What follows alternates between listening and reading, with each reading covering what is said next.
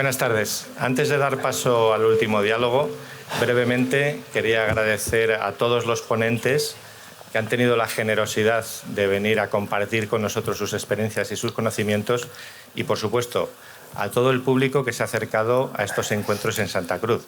Creo que es bueno reflexionar, agitar las conciencias y es lo que perseguimos con estas iniciativas. Así que muchísimas gracias por acompañarnos y espero que disfruten de esta última sesión, de estos encuentros, y en los próximos encuentros esperamos tenerles a todos ustedes con nosotros.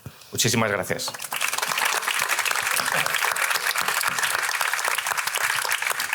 Pues efectivamente con esta mesa vamos a cerrar estas dos jornadas que doy la enhorabuena a la universidad por haberlas convocado. Creo que es la quinta serie de jornadas de diálogos que me parecen maravillosos, y lo decía antes, y sobre todo en ciudades pequeñas en las que todo el mundo está deseando escucharse y saber.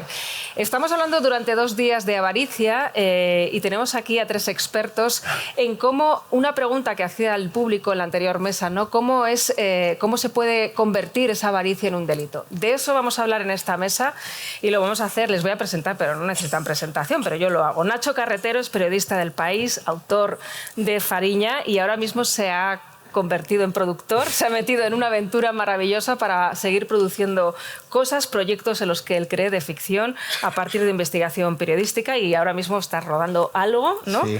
Una serie, lo puedo decir, para Movistar, sobre el crimen, público y notorio. Sobre el crimen organizado en Marbella.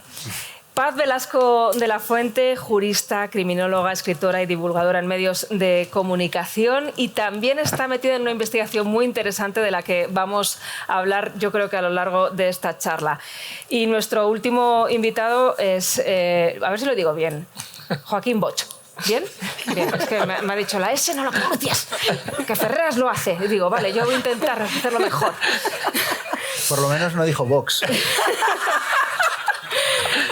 Magistrado, ex portavoz de Jueces y Juezas para la Democracia, y ha escrito algo que tiene mucho que ver con lo que vamos a hablar hoy aquí, que un libro titulado La patria en la cartera, pasado y presente de la corrupción en España. Y por ahí voy a empezar, y empiezo por ti, Joaquín. ¿Se puede conceptuar la corrupción como un delito de avaricia? Bueno, primero, muy buenas tardes a todas y a todos. Gracias por estar aquí. Para mí es un honor compartir mesa, ¿no?, con ponentes, con Elena Resano conduciendo el acto, con 2 ponentes de la talla, ¿no?, de Nacho Carretero y Paz Velasco, y además un espacio incomparable como esto, con lo cual, vamos, la felicidad es completa. Gracias al Foro de la Cultura, porque además, cuando me llegó la invitación a este acto, acababa de escribir el libro, y en ese libro había reflexionado precisamente sobre la corrupción en el ámbito de los delitos de avaricia, por decirlo de alguna manera, ¿no? Y por eso me sorprendió, ¿no?, la casualidad. Y efectivamente podríamos decir que los delitos de corrupción son delitos de avaricia cualificada. Intento explicar lo que es esto, les lo explico en el libro, en contraposición a la picaresca. Porque se dice a menudo que lo de España, la corrupción, no tiene remedio por la picaresca. Es un tópico dar la culpa al pobre Lazarillo de Tormes. Lazarillo es el culpable de todo lo que tenemos aquí. Pero en realidad son 2 cosas que son muy diferentes. La picaresca es una conducta que afectaba a personajes marginales, a supervivientes, a personas en la periferia del sistema, que lo único que intentaban era sobrevivir y comer. La palabra hambre es la más repetida en el Lazarillo de Tormes. Además, hay novela picaresca, esto no es español, en toda Europa en la época, en Alemania, en Inglaterra en aquella época. Eso en la época del erasmismo, del impulso de la reforma. En el libro hablo de un cuadro muy conocido del Bosco, El carro de heno. Es una época moralizante, lo único que retrospectivamente damos la culpa al Lazarillo como si fuera algo muy español, la corrupción. Pero el tema, como decía, es más complejo. En cambio, la avaricia de la corrupción es otra cosa. Por definición, la corrupción es el abuso del poder público para la obtención de beneficios privados. La corrupción la perpetran siempre privilegiados. La perpetran personas con capacidad de manipular el sistema desde dentro o desde fuera. La perpetran personas que viven muy bien en el ámbito empresarial, en el ámbito político, pero quieren vivir todavía mejor, no se puede ser más avaricioso, robando a toda la sociedad. Si nos fijamos, hay poca conexión entre Lazarillo de Tormes Iñaki Urdangarín, Luis Roldán o Luis Bárcenas. Que yo sepa, Nazario Torme ni fue director general de la Guardia Civil, ni estuvo emparentado con la Casa Real, ni fue el tesorero de un partido político. Por tanto, concluyo con ello, la corrupción es un delito, son delitos de avaricia cualificada porque la perpetran poderosos que podrían vivir magníficamente sin corromperse, fijamos el caso de Urdangarín, por ejemplo, Rodrigo Rato o tantos condenados, pero como han estudiado desde la psicología clínica, el nivel de amoralidad, de visión del mundo contraria radicalmente a los principios éticos, hace que para ellos el fin justifique los medios de cualquier modo, y el caso es robar, conseguir más, porque para ellos el dinero lo es todo. Creo que más avaricia no puede haber. Voy a enlazar un poco con alguien que has nombrado tú, que a mí personalmente es el que más me llamó la atención, ¿no? De todos los corruptos que llevamos una ristra y contando siempre en informativo. Rodrigo Rato, lo tenía todo, era director del FMI, pero quería más. O sea, los corruptos son ávaros. ¿Paz? Sí, son ávaros porque además, bueno, en la obra de Molière, el avaro se explica claramente cómo, aunque tengas una cantidad de bienes lo suficiente como para subsistir el resto de tus días, quieres más. Es esa capacidad de almacenar, coleccionar bienes, a veces sin ninguna finalidad concreta. Ojo, que hay determinados delitos que sí que se tiene o se quiere, digamos, obtener esa cantidad de bienes para un fin determinado. Pero es así, el hecho de querer acumular esa cantidad de bienes. Joaquín, y perdona que te tuteé, ha hablado de la avaricia, perdona, el nombre que has puesto, avaricia, se me ha ido el nombre. Cualificada. La avaricia cualificada. Sí, de alto nivel, digamos. Exacto, la avaricia cualificada. Sí. A mí me gusta hablar, sobre todo por parte de la investigación que llevo, de la avaricia instrumental. Como ves, tenemos el concepto general de avaricia, que todos lo tenemos clarísimo, pero luego hay diferentes modos, diferentes caminos, diferentes modus operandi de llegar a alcanzar esos bienes. Entonces, para mí me parece interesantísimo la avaricia cualificada, que la podemos además vincular a un tipo de delincuencia muy concreta y a un género muy concreto, que es el femenino. Entonces, es verdad que tenemos una avaricia muy vinculada a delitos que se ven mucho, pero tenemos otra avaricia vinculada a delitos que no se conocen tanto. Evidentemente, el hecho de que podamos decir que el delito definido jurídicamente como el acto jurídico típico y con una antijurídico, perdón, típico culpable con una respuesta punitiva, si yo lo llevo a mi campo de investigación como criminóloga, yo puedo definir el delito como esa conducta activa o una omisión, pero vamos a hablar de conductas activas, en la que es la propia sociedad la que determina qué conducta es antijurídica y qué conducta es típica. Si vamos a mi campo de investigación, que es la criminalidad femenina, durante muchísimos siglos la mujer ha sido víctima. Hoy en día la mujer es victimaria.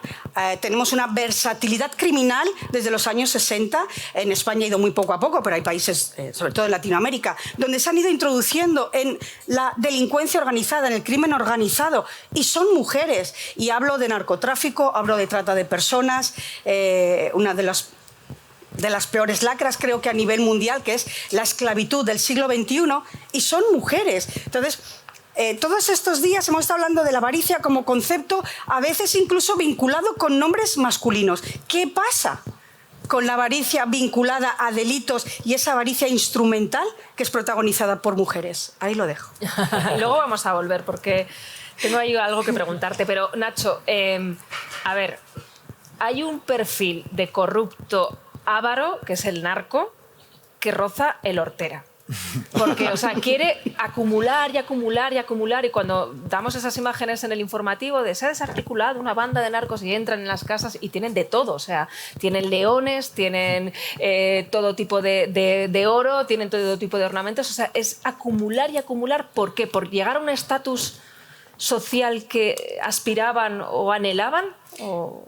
Bueno, de hecho, y por traerlo un poco a mi terreno, bueno, yo llevo tiempo cerca desde el periodismo, del narcotráfico y del crimen organizado, aclaración necesaria, y entonces uno va aprendiendo cómo se comportan y qué les empuja. Desde luego la avaricia sería un concepto esencial para entender no solo su comportamiento, sino en qué se basa el crimen organizado, porque coincido bastante con lo que decían Joaquín y Paz, el gran narcotraficante o el gran delincuente organizado que tiene una banda, un grupo, una mafia, no es un muerto de hambre. Es alguien que probablemente ya tiene la vida resuelta, y muchas veces también a través del cine o de las series nos creemos que el narcotraficante es narcotraficante, ese es su oficio.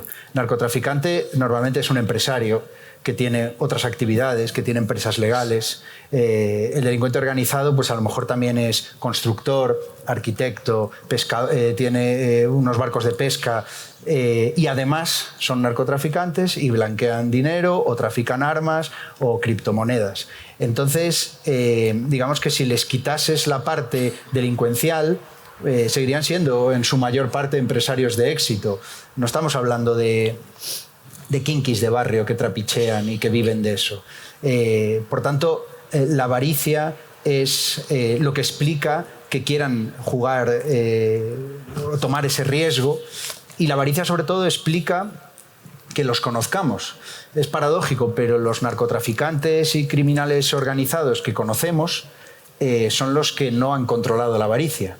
Los que sí controlan la avaricia, los que se dan cuenta de que si en vez de 5 contenedores meto 1 de vez en cuando y con eso ya alimento mi red de empresas, o los que entienden que si son conocidos van a tener problemas y entonces tienen un perfil de vida muy bajo y muy discreto, esos son los que no conocemos, y son más que los que conocemos.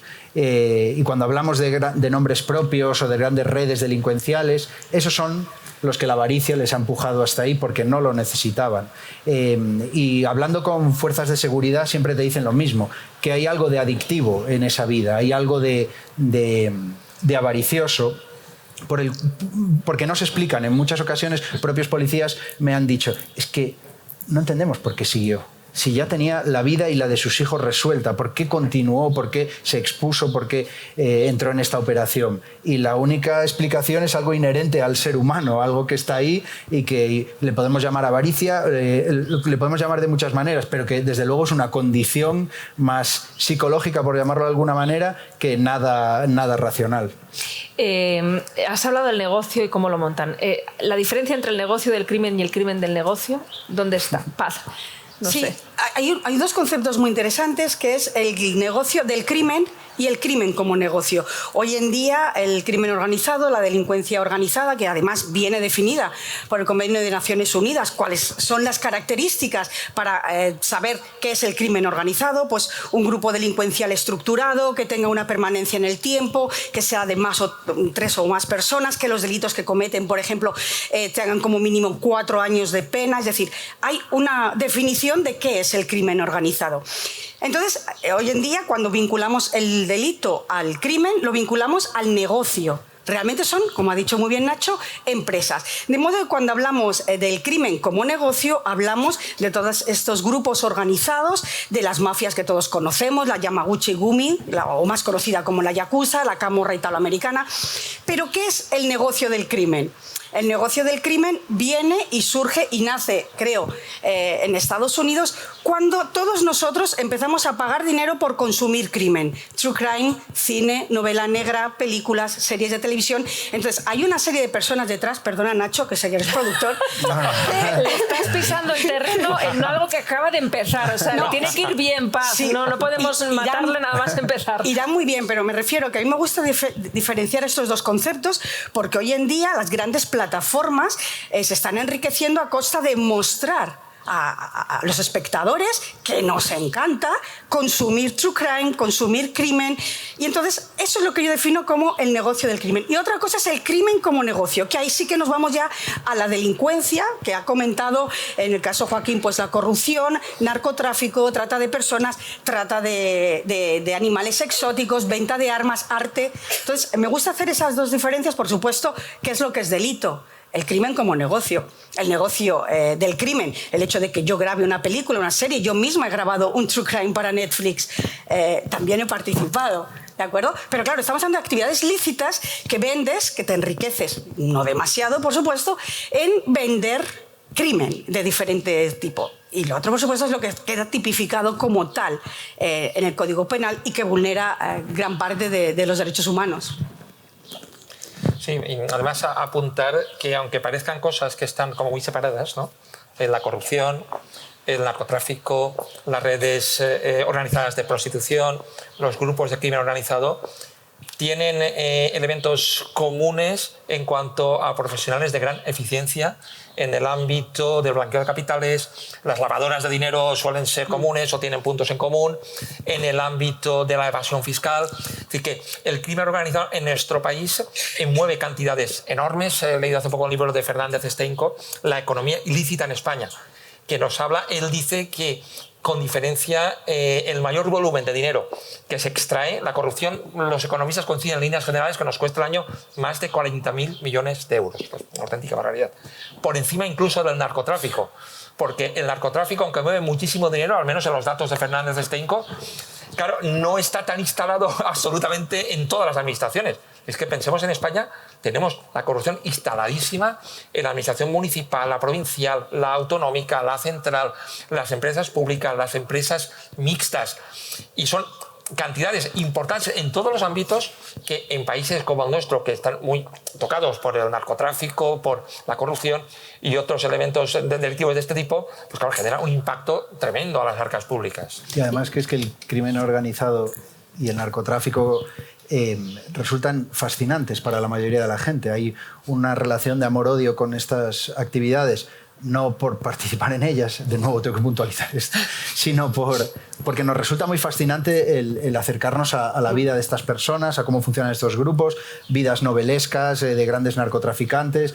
Entonces, inevitablemente se genera todo un relato alrededor que es explotado, claro, una narrativa que es explotado pues, desde el periodismo, que siempre tenemos el pretexto de que estamos informando, hasta lo más puramente lúdico, que es contar en forma de películas, novelas o series la vida y desventuras de esta gente, y que funcionan y que le resultan muy atractivo a las personas, a los espectadores, hasta el punto de que hay un negocio alrededor de esto y una industria que lleva desde los años 70, desde El Padrino, funcionando sin descanso. De hecho, supongo que tú coincides en aquello de que la realidad suele superar la ficción, ¿no? Muchas veces. De hecho, hasta tal punto que la realidad a veces es demasiado realidad. La realidad no sirve en muchas ocasiones para la ficción porque, por ejemplo, nosotros estamos ahora rodando una serie sobre el crimen organizado en la Costa del Sol, en Marbella, y después de muchos años, bueno, de 2 años de investigación, de estar sobre el terreno, de hablar con Policía Nacional, con la Guardia Civil, con los propios mafiosos, con abogados, con vecinos, te das cuenta de que hay situaciones que tú las intentas trasladar a un guión y tienes que quitarlas porque dices, no, esto cuando lo vea un espectador va a decir, no, esto no me lo creo, y ocurren. La realidad es demasiada realidad, y en España más aún. Hay un escritor valenciano, lo apunto también, se llama Ferran Torrent, que hace novela negra sobre la corrupción política valenciana. Y dice, tengo que hacer ficción porque si contara la realidad nadie se la creería, ¿no? Pero aquí podemos contar cosas.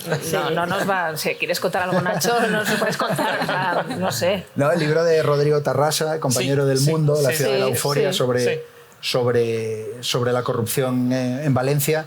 Eso pide una película a gritos. Sí. De hecho, el yonki del dinero. Me consta que ya con ese nombre ya el yonki del dinero. Y es una colección de personajes que es oro puro para los guionistas. Yo trabajo con guionistas y les voy con materia prima y con material que me dicen, hostia, gracias, esto es como el cielo se abre ante mí porque es que me estás dando material que no saldría de la cabeza. Y yo creo que también, y perdón, pero lo acerco un poco a mi terreno ahora, esto es lo que también exige un espectador hoy.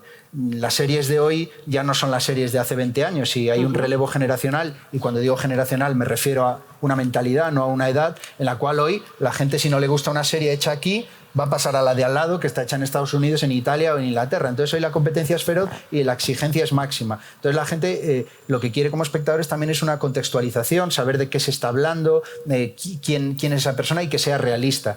Cómo hablan, cómo se comportan, dónde negocian. Ya no sirve un cliché que referencie otras películas, otras series. Si ahora como espectador ves que corrompen a un policía, pues lo que quieres ver es cómo ocurre eso en verdad, cómo se compra un policía de verdad, y no lo que vi yo en una película americana de un maletín o de algo así. Y a eso yo creo que entra el periodismo, entramos los investigadores y nos asociamos de manera muy orgánica, muy natural con los guionistas para que haya un producto final que combine una ficción entretenida con una carga de realismo que el espectador es lo que busca y exige. Me vais lanzando temas y los voy como ahí compartimentando, porque uno, a ver, iba a preguntar si España es un país corrupto, pero claro, me has hecho el detalle de dónde está la corrupción en todos los estamentos y casi me temo la respuesta.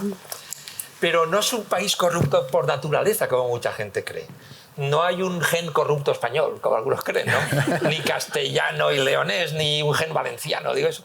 Es que hay gente que sí que cree que eso está en la biología y es inevitable. ¿Y en la actividad, en la política, en el...?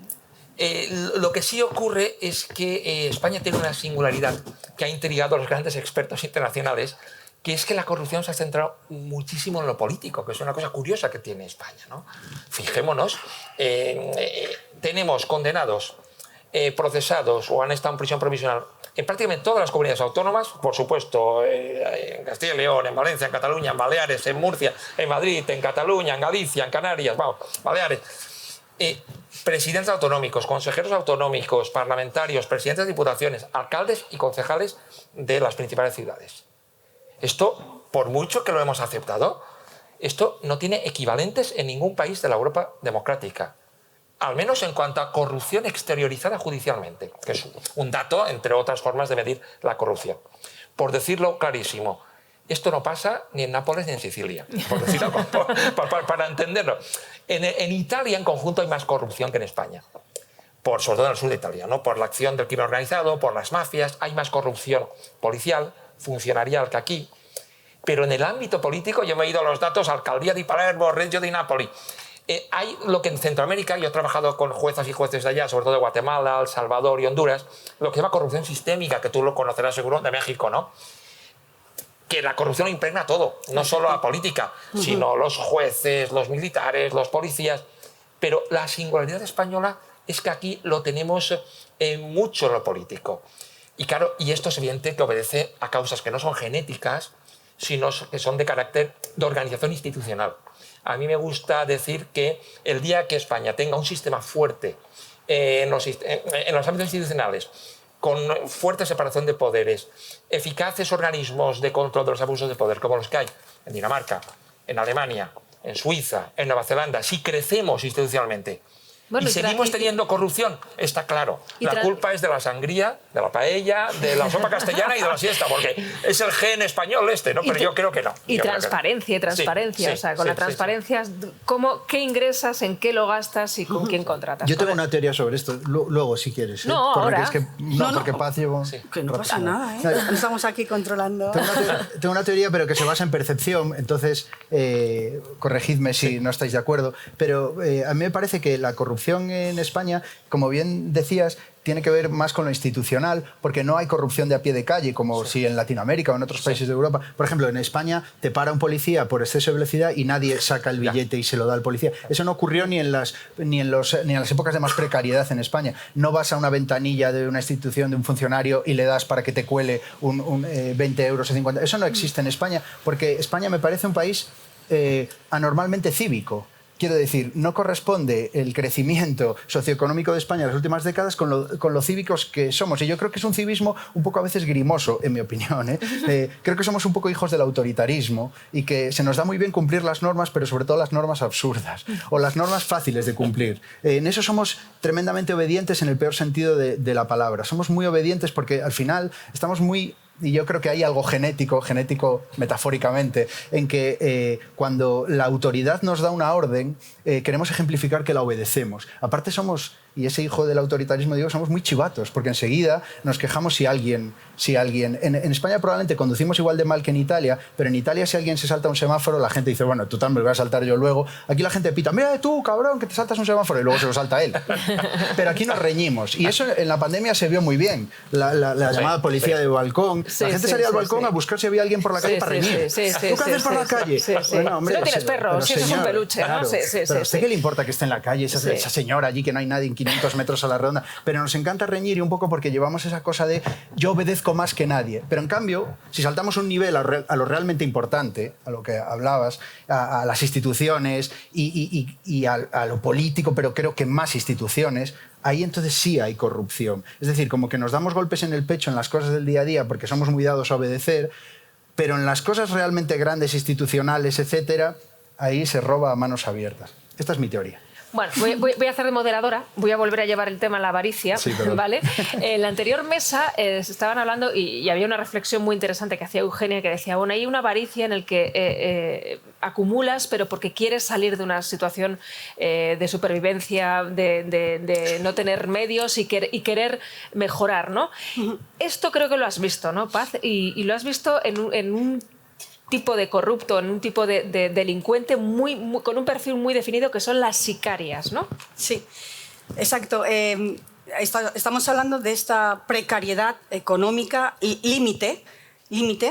Y claro, México es un país, como muy bien ha dicho Joaquín, donde la corrupción está institucionalizada, socializada, es decir, está desde las fiscalías hasta la policía, las universidades, es decir, es algo que está generalizado y normalizado. ¿No? Aquí, por ejemplo, lo que ha dicho Nacho, de sacar 200 pesos para... Allí 200 pesos te dicen... Bueno, 200 pesos no te dejo pasar, no tienes más. Es decir, se ha normalizado. Pero hay un tipo de delincuencia al que no estamos acostumbrados en Europa y que existe en México. Yo hablo de México, Colombia lo estoy empezando a investigar, pero es el país que conozco, y es el de un grupo de mujeres muy jovencitas a las que se empieza a entrenar a una edad muy temprana, en las que deciden dedicar su vida como modus vivendi el hecho de instrumentalizar la muerte. La instrumentalizan y la mercantilizan. Lo que hacen es que se preparan para trabajar en el caso del cártel de las flacas, que es el que yo conozco, son freelance, y te lo cuentan así, soy freelance, yo trabajo para el cártel que me contrate, así como los sicarios, por ejemplo, Popeye, la mano derecha de Escobar, era leal hasta la muerte, y hay un documental en el que dice, yo he mandado matar a más de 2.000 personas, pero maté por Escobar, porque él me lo pidió. En el caso de las mujeres, no, a mí quien me contrata, yo hago ese trabajo.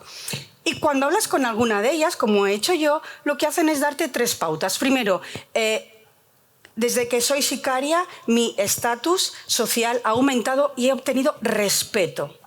Es decir, el modus vivendi de mercantilizar la muerte y obtener dinero a cambio de un encargo, que es matar a otra persona, supone un estatus social. En segundo lugar, ahora tengo una serie de elementos y una capacidad económica que lo que hago es salvar a mi familia y a la familia de mi madre y a la familia de mi padre. Es decir, realmente lo que estoy haciendo es salvar a mi familia.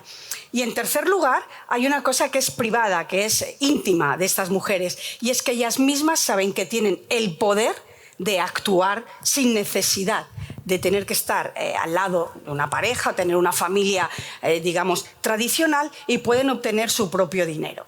¿Qué ocurre con el cártel de las flacas? Además tienen, en el caso de este cártel en concreto, se llaman así, pero vuelvo a decir, no trabajan para ningún cártel concreto. La puede contratar el cártel de Sinaloa, el cártel de Guerrero u otros.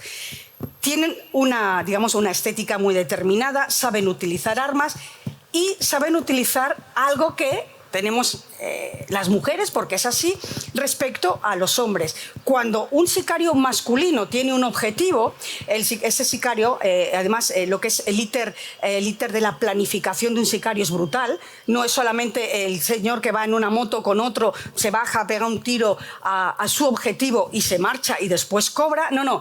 Ellas hacen y elaboran un plan espectacular. No tienen prisa. Las mujeres a la hora de matar no tienen ni prisa. Son personas que tienen mucha paciencia y que buscan sus objetivos. Entonces, elaboran un plan hasta que llevan a su objetivo a una tela de araña, y es allí donde, en privado, eso es una gran diferencia con los sicarios masculinos, en privado acaban con su objetivo en un momento muy concreto.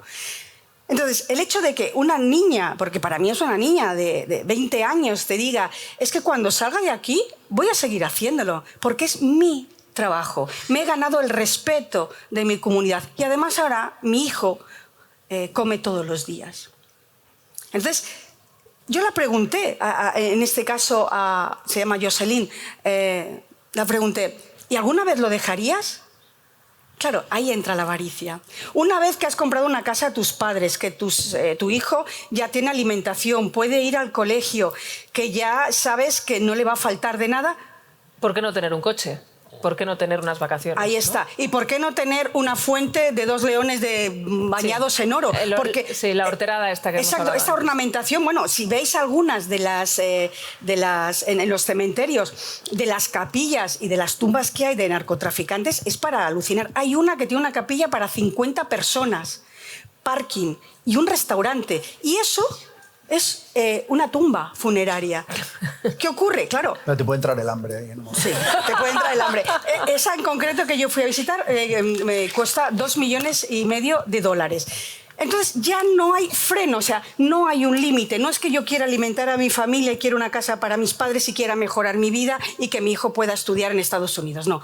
Llega un momento en que cuando cruzas el límite de arrebatar la vida a otra persona por un fin instrumental, como es el dinero, quieres cada vez más. Ya no vas a parar. ¿Cuándo paran?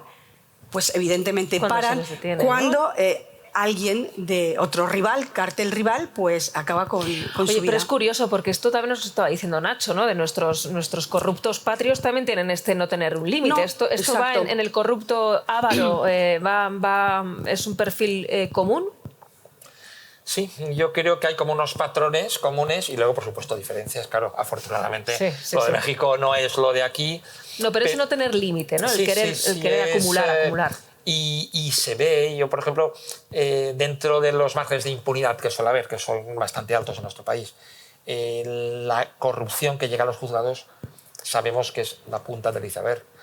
Vamos, el 90% de los robos ordinarios, para entendernos, el que te roba la cartera al descuido, el hurto, el que entra en el chalet, igual os sorprendéis, pero el 90% de esos delitos nunca se condenarán a los autores, nunca se les descubrirá. Sería una ilusión pensar que en corrupción es diferente, cuando además es un delito, es un asesinato sin cadáver, para entendernos, porque esto no suele dejar rastros, la corrupción, ¿no? Y entonces, claro, hay unos niveles de impunidad pues que son muy elevados, como segurísimo que pasa con el narcotráfico, creo que estaréis de acuerdo también, que bueno, se descubre lo que se descubre, pero la gran mayoría de las conductas delictivas pues siempre van a quedar impunes.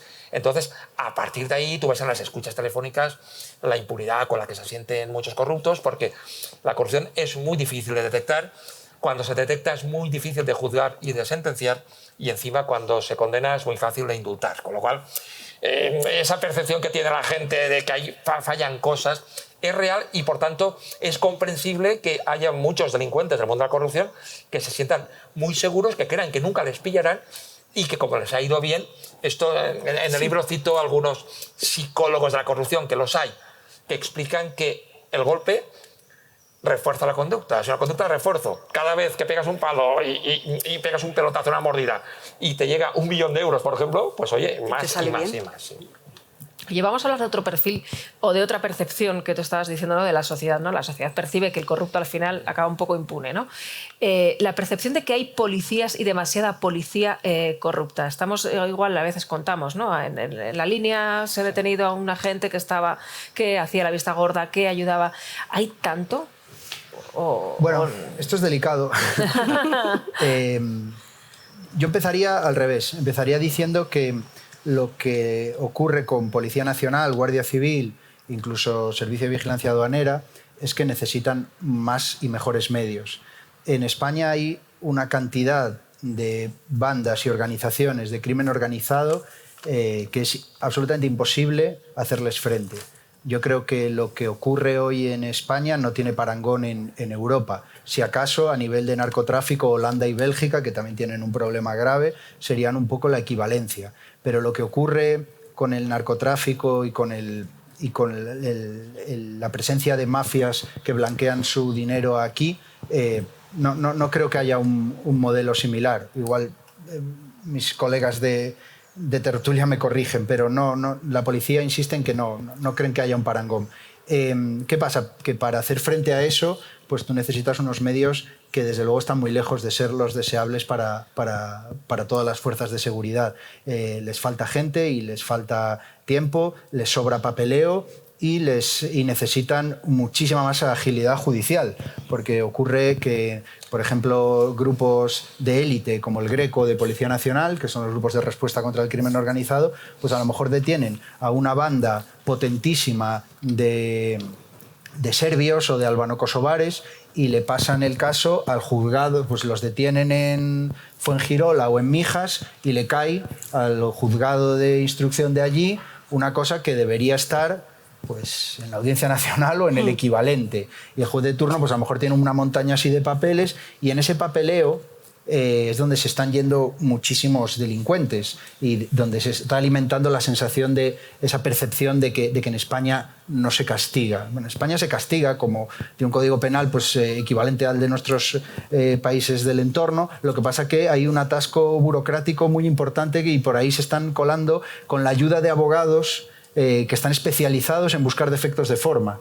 Se han especializado en eso y están sacando a auténticas bestias de penas que deberían estar cumpliendo y por defectos de forma que casi siempre tienen que ver con estos problemas, pues se escapan y de ahí esa percepción de que España es una especie de santuario. Dicho esto, y tal vez en consecuencia o de alguna manera relacionado, existe un grado de corrupción policial que yo no me atrevería a medir porque no sé si hay manera de medirlo y hablo casi más como percepción, que al menos es mayor del que yo creía antes de sumergirme en estos mundos. Creo que hay mucha más corrupción policial de lo que la ciudadanía percibe o quiere percibir y precisamente, y esto conecta un poco con lo que comentaba Joaquín, de que se percibe claramente la corrupción política, está como fuera de duda de la percepción ciudadana, pero no en otras instituciones y sí que la hay.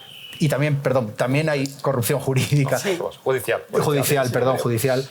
Tal vez no tanta, o al menos no es mi percepción, pero la hay. Y sin duda la hay y hay corrupción policial. Hasta tal punto que yo creo que muchísimas de las cosas que llevan a cabo las bandas de narcotraficantes o de delincuentes no serían posibles sin la corrupción policial. Tú si no tienes de mano a determinados agentes en determinados puestos, pues no puedes hacer según qué cosas. Y a veces la corrupción policial no es nada extraordinario, no se trata de tengo comprada la cúpula de no sé qué. A veces es tan sencillo como darle 30.000, 40.000 o 80.000 euros a un agente para que te avise cuándo es el cambio de turno y en ese momento pues meto la goma. O darle un dinero para que me dé unas luces cuando sepa que puedo entrar por no sé dónde. Y al final dices tú, joder, es que hay corrupción. Bueno, a lo mejor es que si policía ganas el doble, o si tuviera 30 compañeros más que ya pudieran ayudar, pues no se podría producir eso. En fin, yo creo que hay una serie de circunstancias, pero que subyace siempre que se necesita invertir más y mejor en combatir un problema que en España es gravísimo y que tal vez no se percibe tanto porque no hay, y perdón, ya termino que me estoy enrollando, porque no hay violencia. No nos afecta, no hay una inseguridad ciudadana. De momento, yo no soy muy optimista, pero no se ha cruzado esa línea roja. De momento aquí el crimen organizado no ha dado el paso de ir a por un policía, a por un periodista, por madera, que en otros países sí. Por un juez, ¿Por qué tienes que dar ideas? Igual no sé. Pero no ha ocurrido aún. Y entonces, como no ha ocurrido, como no hay balas perdidas, como no hay tiroteos por la calle, como no hay secuestros express, pues entonces no hay una alarma ciudadana. Como no hay una alarma ciudadana, no hay una reacción necesaria política. Y Exacto. entonces la delincuencia aquí está bastante cómoda. Y eso no significa que no esté, al revés, está y está de una manera gravísima. ¿Puedo? Hay- Bueno, si no, Sí, habla sí, tú, que si no... perdón. sí, Venga, sí. voy a hacer de moderadora. Paz y luego Joaquín. Sí, sí. Gracias, Elena. Dos cosas, me parece brillante lo que has dicho y quería hacer dos matices. Primero, el concepto de cifra negra de la delincuencia o la cifra negra de la criminalidad. Evidentemente, hay todo tipo de delitos y has hablado del Código Penal. Tenemos un Código Penal de los más duros de Europa. Hay un porcentaje de delitos que nunca vamos a saber qué son. Y estoy hablando del robo con fuerza en las cosas hasta delitos de agresión sexual o delitos de pederastía. ¿Por qué? Pues porque el elemento que tenemos para valorar realmente el número total de delitos que se cometen de diferente tipología es o bien las denuncias, evidentemente las investigaciones, etc. Y luego hay otro concepto muy relacionado con la corrupción que es muy interesante y que se ha investigado en muchísimos países, un concepto que viene de los países nórdicos, que es el miedo al delito. La sociedad tiene miedo al delito violento. La sociedad tiene miedo al delito visual, a ese tipo de delito en el que yo esta noche no salgo porque resulta que hace 4 noches han violado a una nena o ha pasado algo 3 calles más arriba. Pero el delito que no se percibe como perjudicial de modo personal es un delito, entre comillas, bondadoso, porque no nos afecta personalmente. Pero ha habido mucho cabreo social cuando hemos visto tantos políticos que se han llevado tantísimo dinero, ¿no? Yo creo que ahí no ha habido un perjuicio personal, físico. Pero no da miedo. Esa es lo que iba. Yo estaba hablando del miedo al delito. Nos podemos enfadar, que tampoco salimos lo suficiente a la calle a enfadarnos. Para vitorear quién gana un equipo de fútbol, sí, pero para cuando estamos enfadados, España no somos un país de salir a nada, están diciendo por ahí.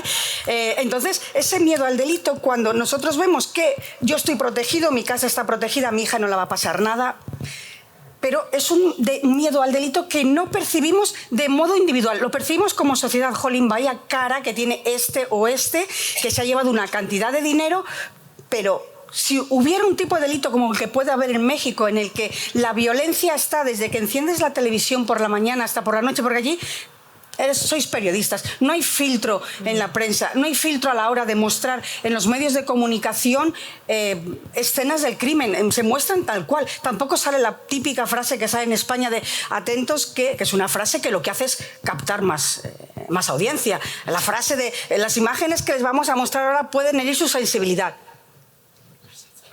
Ahí subes el volumen. Ni respiras. O sea, tú te puedes quedar así con la cuchara o con el móvil, alguien te está hablando y de repente si tú dices esa frase...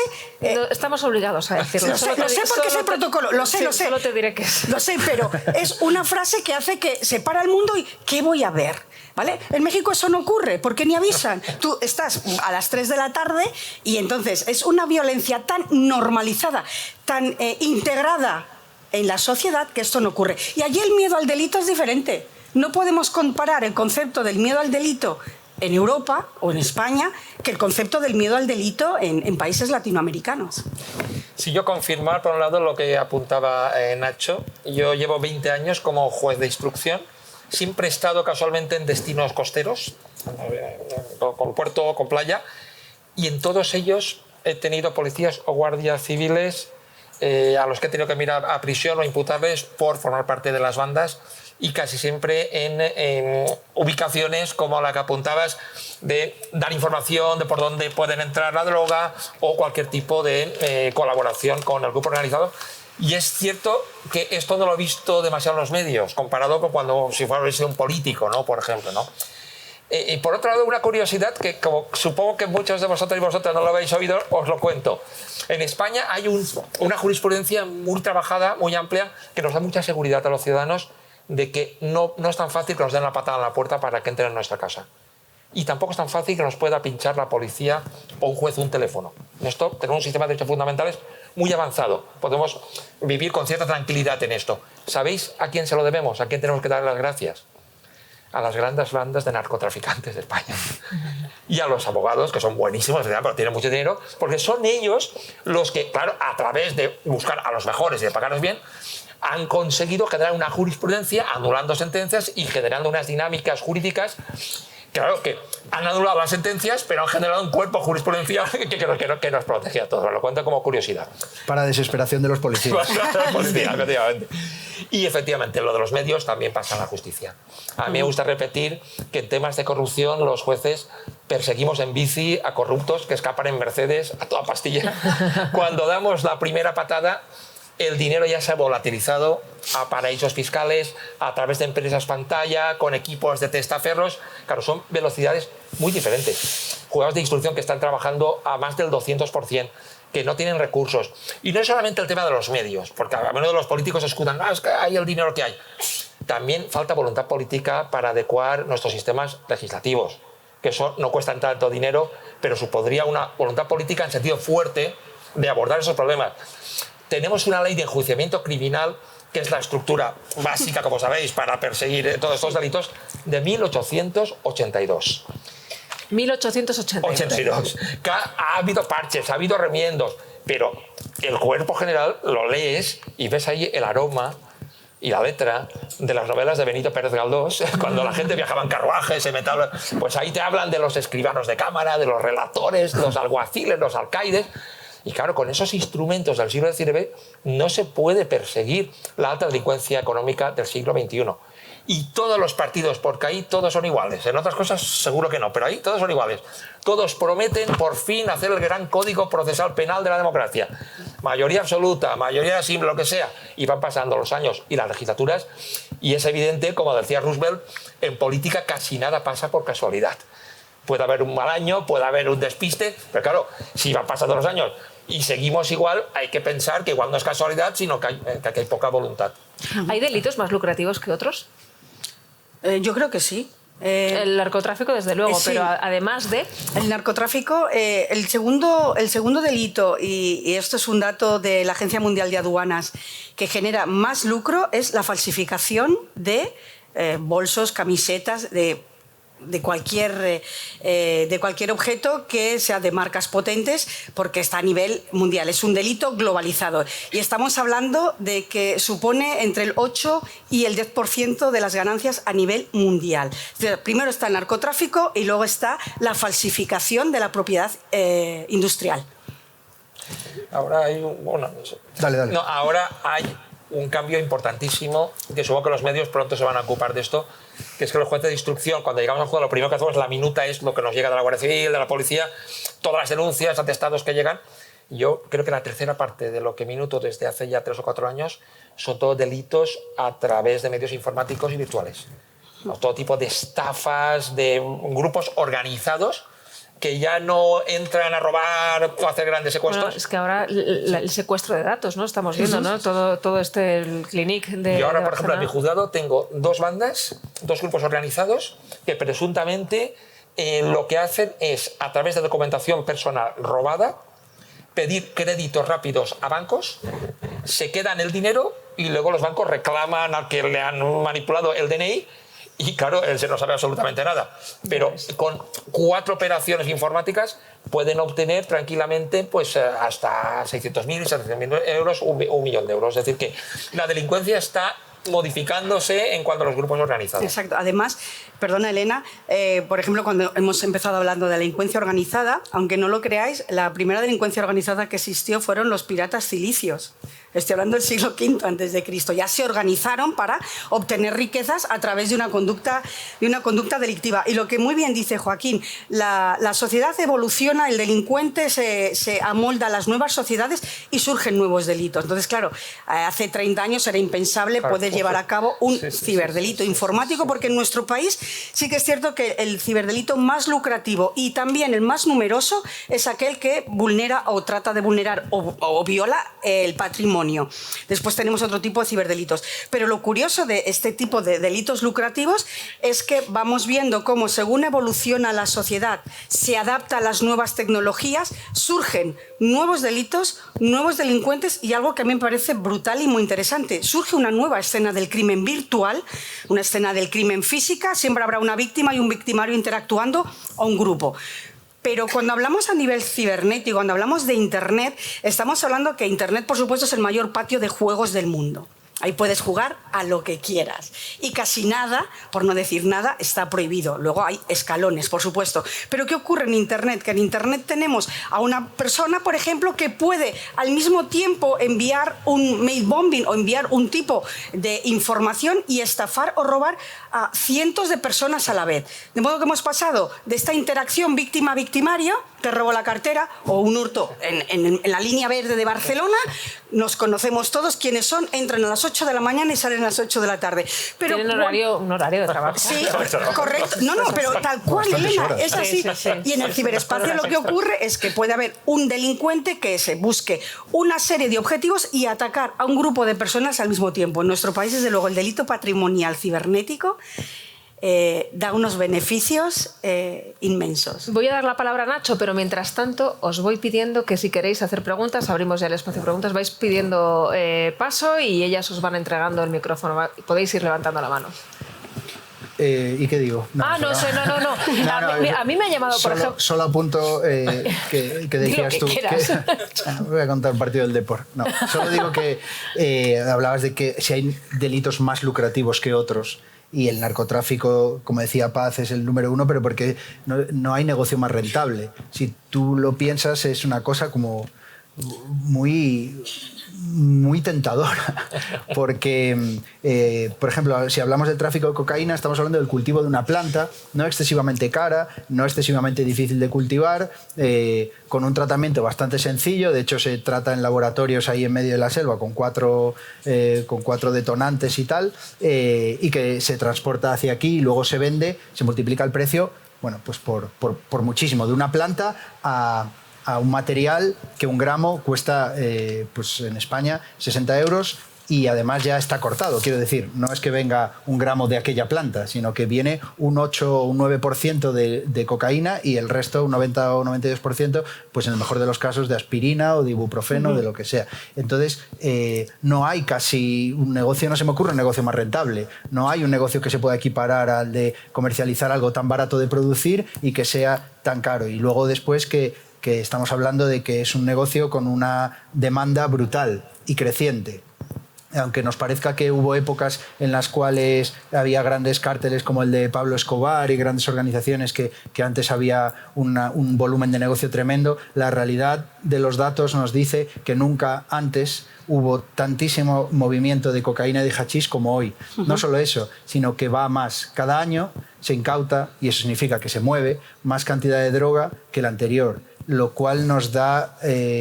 nos tiene que empujar a pensar si está funcionando la llamada guerra contra el narco que llevamos a cabo desde hace décadas. Yo no sé cuál es la solución contra el narcotráfico. Lo que sí sé es que la solución que se lleva implementando desde las épocas de Pablo Escobar no solo no está funcionando, sino que el narcotráfico va a más y cada año va a más. Además, Nacho, no es lo mismo vender un kilo de cocaína en Europa que un kilo de cocaína en Nueva Zelanda o en Australia. Es decir, el comprador paga el doble, el triple o el cuádruple por la misma cantidad de cocaína que se vende, por ejemplo, en un país europeo. Entonces, bueno, y dentro de Europa no es lo mismo España que Polonia. Exacto. Entonces, con la misma mercancía negocias y vas a obtener mayor beneficio en otros lugares. Asumiendo que nos hemos ido totalmente del tema de la mesa, asumiendo, y de las jornadas, asumiendo eso. Estamos hablando de cocaína. Sí. Y como no hay todavía manos levantadas, yo sigo. Aquí se ha hablado antes en la anterior mesa de la inteligencia artificial. No sé si la inteligencia artificial puede generar otro tipo de delitos. Estáis hablando de los delitos en la red más lucrativos. A mí me ha llamado mucho la atención, que me ha parecido terrible, el de una señora que ha sido estafada por un señor haciéndose pasar por Brad Pitt y le colgaba fotos, decía te quiero, y el otro le decía, y le ha estafado, no me acuerdo con la cifra, estafadores del amor, 70.000, y el otro salía con la foto y era Brad Pitt realmente con un esto y le ponía y decía pobre mujer, ¿no? Los delincuentes siempre van a buscar la forma, el modus operandi y las herramientas para seguir delinquiendo. ¿Qué ahora es la inteligencia artificial?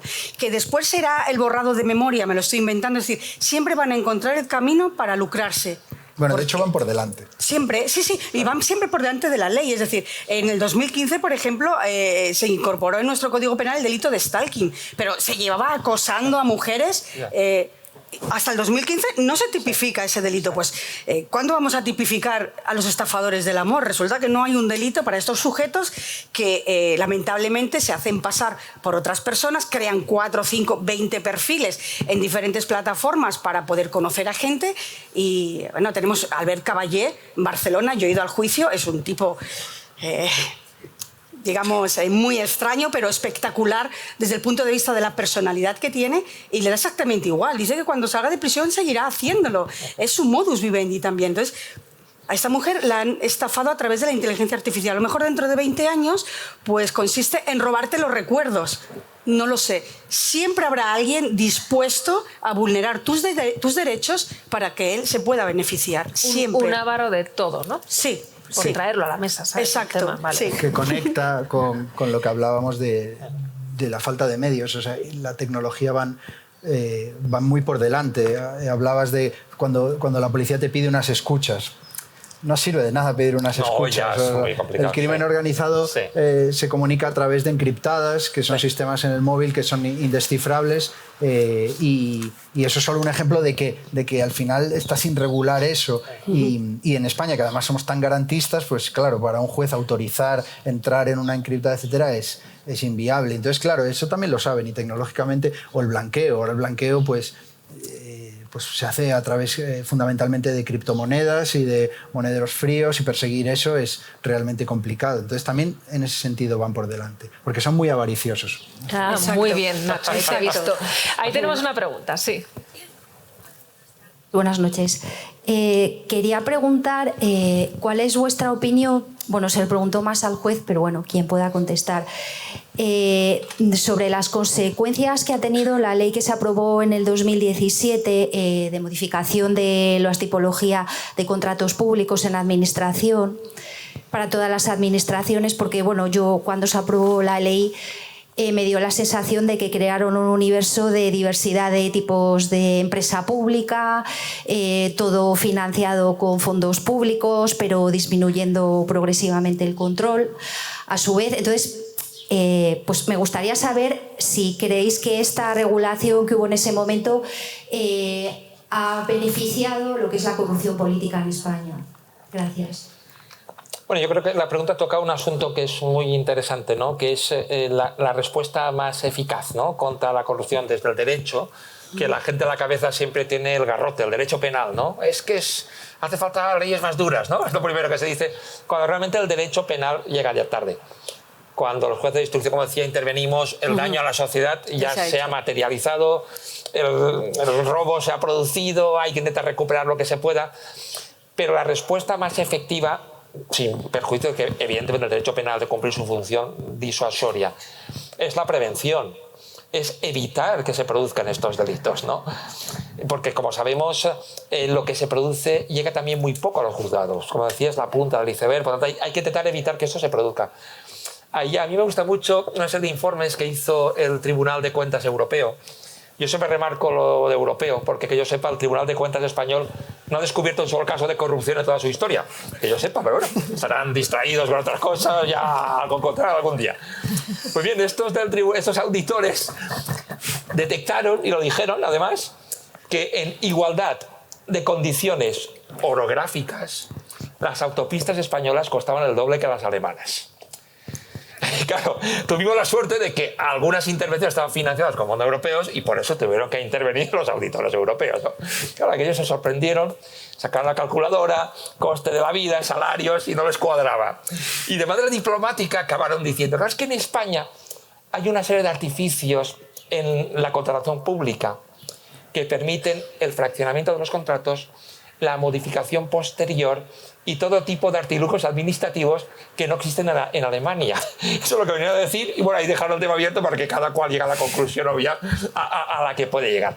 Entonces, la ley de 2017 intentaba ir en la línea de evitar márgenes de discrecionalidad elevados como los que había. Porque lo que dice el Tribunal de Cuentas Europeo, yo creo que es una regla básica para entender los problemas de la corrupción. Es que a precio de mercado no puede haber corrupción, en principio. No sé si se entiende la idea. Tiene que haber un sobrecoste para que el político corrupto, al menos en el ámbito del cohecho y con todo este tipo, el político corrupto y el empresario corrupto se repartan la diferencia. Por eso, siempre que veamos un auditorio, una piscina cubierta, un cargamento de mascarillas, un aeropuerto que cueste 3, 4, 5 veces el precio de mercado, pues hay que activar alarmas, porque los hechos probables de las sentencias siempre nos hablan de sobrecostes extraordinarios. Entonces yo creo que la ley del 2017 sí que aportó avances importantes, pero algunas cuestiones, a la línea de lo que apuntas, no están bien resueltas.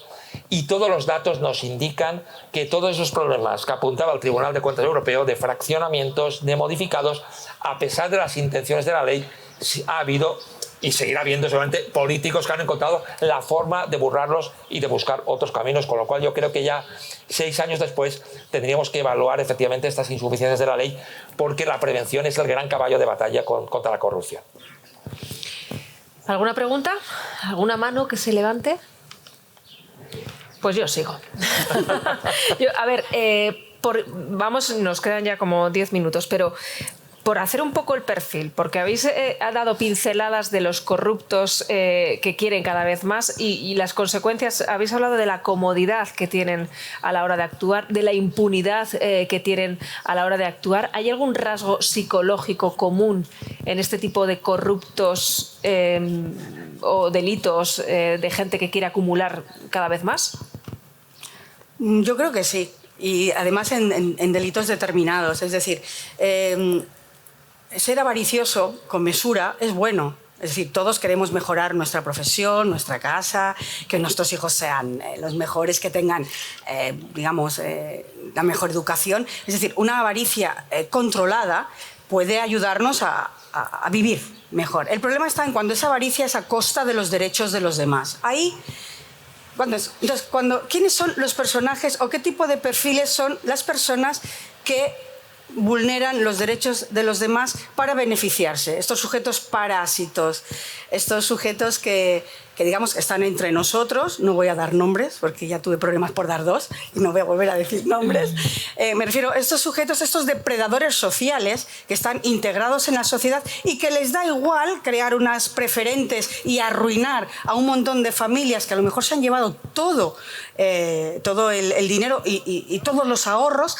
Con lo cual estamos ante personas que, les da igual los derechos de los demás, personas egoístas, personas, por supuesto, avariciosas y que solamente piensan en ellos. Si sumamos 2 más 2, creo que es un perfil que se da en la delincuencia organizada, que se da en la corrupción, que se da en la delincuencia de cuello blanco. Es decir, cualquier persona que para enriquecerse, para beneficiarse y a veces simplemente para acumular, vulnere los derechos de los demás, estamos hablando ante una persona que cosifica al resto.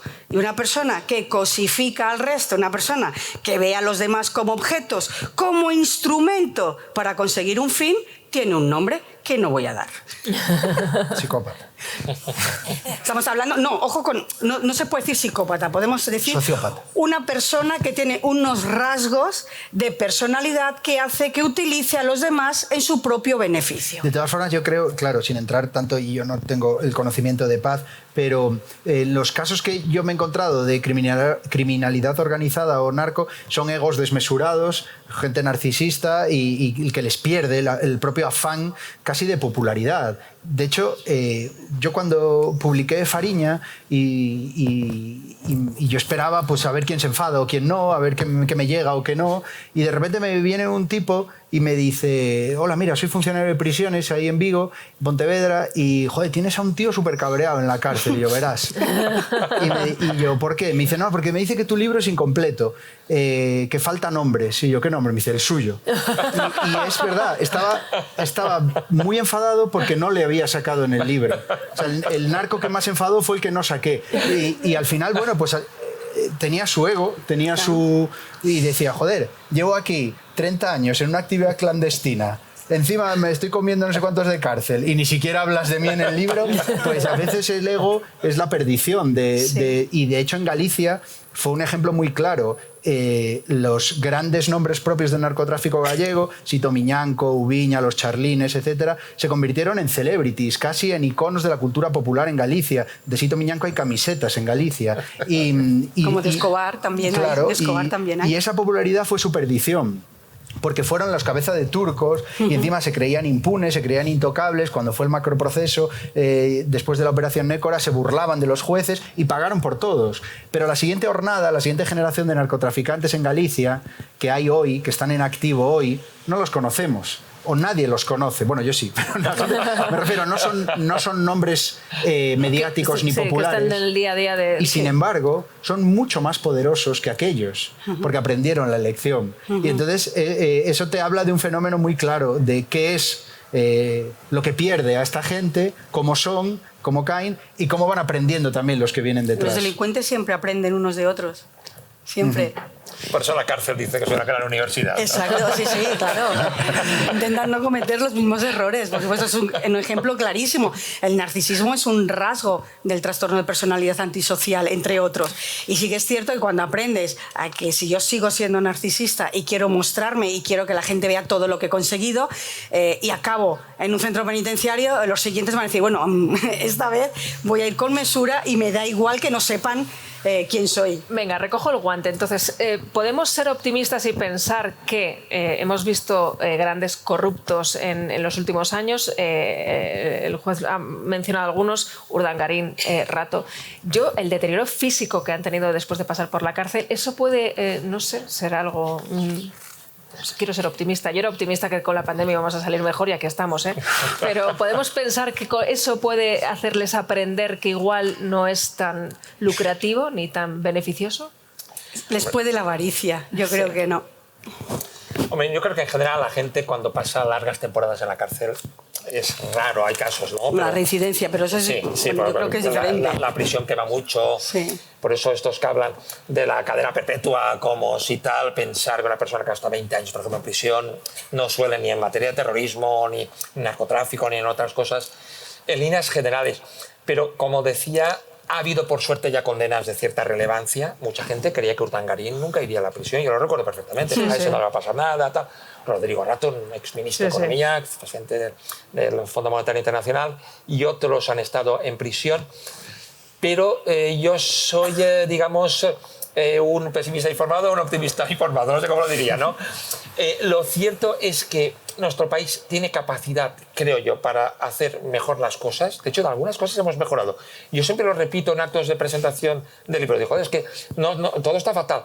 Ahora que se habla de lo del posible fraude del voto por correo, en todos los indicadores internacionales, el de la Universidad de Göteborg, el de Freedom House, en todos, España está entre los 10 mejores países del mundo en limpieza del proceso electoral, eficacia en la organización de elecciones y respeto al pluralismo político. Eso lo podemos ver. Aquí en España hay unas elecciones, en 2 horas todo el mundo sabe el resultado y todo el mundo la acata. Otra cosa es que después digan que el gobierno es ilegítimo y tal, pero los números y el resultado numérico todo el mundo lo acata y hay interventores, hay miembros de mesas. Hemos mejorado de los tiempos del pucherazo, de la restauración del siglo XIX a lo actual. Es decir, no somos tan malos en todo, digamos, tenemos capacidad institucional de mejorar. En corrupción y en otras cosas, en lucha contra el narcotráfico, contra la delincuencia organizada, podemos mejorar también, pero para ello hace falta voluntad política y que haya cambios. Y legislación. Y yo, francamente, lo veo complicado y pondría un ejemplo, ya que estamos acabando, ¿no? Me gusta ponerlo porque es algo de lo que uno se desespera, ¿no? El poder que tienen los partidos y sus redes clientelares, que eso no viene ya ni del franquismo, vamos, esto viene de eso de antes, de los tiempos del pucherazo. En España, según los expertos que han hecho los números, hay cerca de 100.000 cargos puestos a dedo. Designación directa, discrecional, lo mismo en la administración central, autonómica. Había un dato que no estaban cualificados para el puesto que estaban ocupando, el 70%, el 80%. Por supuesto, aparte. Cambia un gobierno, como ahora, que van a cambiar los ayuntamientos, van todos a la calle y el partido que entra pone a los suyos. Y claro, en otros casos, en otros ámbitos, yo puedo ver diferencia entre las fuerzas políticas. Pero aquí da igual. Partidos emergentes, partidos tradicionales, antiguos, modernos. Todo el mundo quiere colonizar las instituciones. Y claro, esto es tremendamente negativo en la lucha contra la corrupción. Porque en esos espacios tiene que haber técnicos independientes e imparciales que levanten alarmas y no comisarios de partido. Entonces, ves que podemos avanzar, pero ves unas dinámicas que cuesta mucho cambiar en este país. ¿Queda tiempo para una única pregunta? La última. Allí hay una mujer. Pues tienes una vista privilegiada porque yo no la he visto. Para uno que levanta la mano, que no se nos escape. Hola, buenas tardes. Bueno, la enhorabuena a todas las personas que están ahí porque verdaderamente es una tertulia interesantísima. Me gustaría hacerles una pregunta en relación con una noticia que ha salido publicada esta semana relacionada con las revueltas en Francia. Al parecer, los narcotraficantes han pedido a los jóvenes que se estaban, bueno, a los métiers, ¿no?, a los jóvenes que estaban produciendo y creando las revueltas tan violentas, de parar porque no podían traficar y sus cuentas sus ventas estaban bajando y estaban perjudicando su negocio. Bueno, al parecer las razones que se están valorando del cese de las revueltas pueden ser las 3.500 detenciones, la muerte de un bombero, bueno, pues más razones. Pero bueno, esto es una noticia que transmite un policía.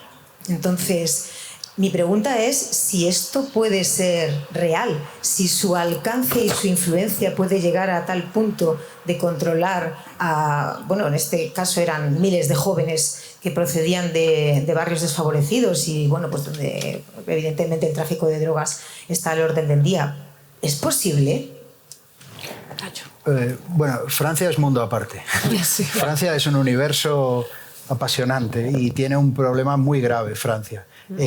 Porque tiene zonas que están fuera de control del Estado prácticamente. Y por más que haya quien intente equipararlo con España, no se puede equiparar. En España la policía entra hasta en la última calle del territorio. Digamos que el Estado llega a todas las partes. Evidentemente hay zonas más peligrosas, más desfavorecidas y más abandonadas, pero no hay un olvido que está directamente relacionado con la migración.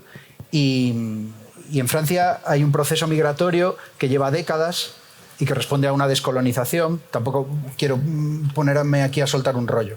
Que en España no es igual, porque los chicos que estaban montando incidentes estos días, no hay que olvidarlos, son chicos franceses. Por más que haya que diga, no, es que habría que ¿expulsarlos de qué? Son franceses y son hijos de franceses y probablemente muchos de ellos son nietos de franceses. El problema es que siguen sin sentirse franceses, ni representados por Francia, ni queridos por Francia, ni encuentran su sitio. Y entonces se levantan contra lo que ellos consideran un enemigo y a lo mejor enarbolan una bandera de Argelia y ni siquiera sus padres han puesto un pie en Argelia en la vida. A partir de ese desequilibrio identitario, porque al final hay un problema identitario muy grave, viene un enfado y una frustración, que evidentemente no justifica la violencia, pero que es una explicación. Y las cosas hay que explicarlas, porque parece que cuando hay violencia no se puede explicar de dónde viene, porque si no parece que la blanqueas y la justificas. Pues no, hay unas razones por las cuales miles de chicos se han levantado en esos barrios y que deben ser castigados por vandalismo, por violencia, etcétera, etcétera, por supuesto, y deben ser perseguidos. Pero hay que buscar también las explicaciones de por qué lo ocurren. Esos barrios, algunos de ellos, no todos, las banlieues, están controlados por estructuras paralelas al Estado. Allí la policía entra en operativos, pero no se le ocurre a un policía patrullar por allí. Y por tanto esas estructuras que son redes que controlan normalmente bandas de crimen organizado que se dedican al narcotráfico, a las armas, a la prostitución y que suponen el control de todo allí. Si tú montas una tienda allí tienes que pedir permiso, necesitas hacer un reparo, tienes que hablar con ellos. Y ahí no entra no solo un policía, sino un periodista no puede entrar con una cámara de fotos, con una cámara de vídeo, no se puede entrar. Por tanto, si ellos dicen que se acabó, se acabó.